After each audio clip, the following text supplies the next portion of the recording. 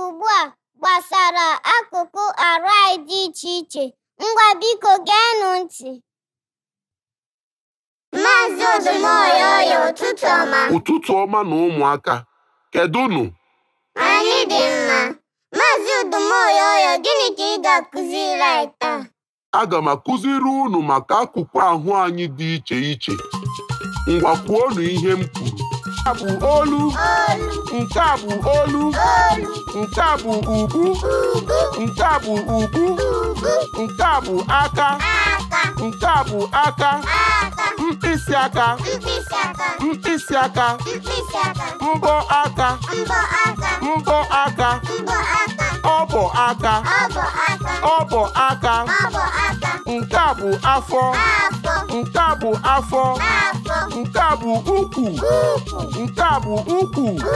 Nke a bụ apata. Cherenụ, biko bịa soro anyị na Kpakpando Language Hub online classes ụbọchị ọbụla ị chọrọ. Gba anyị n'akara ekwentị anyị ugbu a.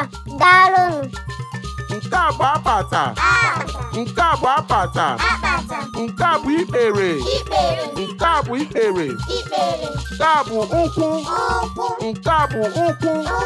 Mkpịsị ụkwụ. Mkpịsị ụkwụ. Mbọ ụkwụ. Mbọ ụkwụ. Ọbọ ụkwụ. Ọbọ ụkwụ. Nke a bụ azụ. Nke a bụ azụ. Nke a bụ ike. Nke a bụ ike. Hey! Maazị Odumoyoyo, ihe mmụta nke atọka. Anyị mụtakwara ọtụtụ ihe taa. Maazị daalụ. Ngwa ụmụaka bịa lawanụ. Maazị Odumoyoyo ka ọ dị. Hi, do you feel sad that your children do not know how to speak the Igbo language? Or are you an adult and you feel embarrassed you do not know how to communicate in the Igbo language? Join us now in Kpakpando Language Hub online classes any day of the week from anywhere you are in the world. Contact us now. Daalụnụ. Daalụnụ onye ọbụla ka ọ dịnụ mgbe ọzọ na Igbo Tunes. Biko like, subscribe and share.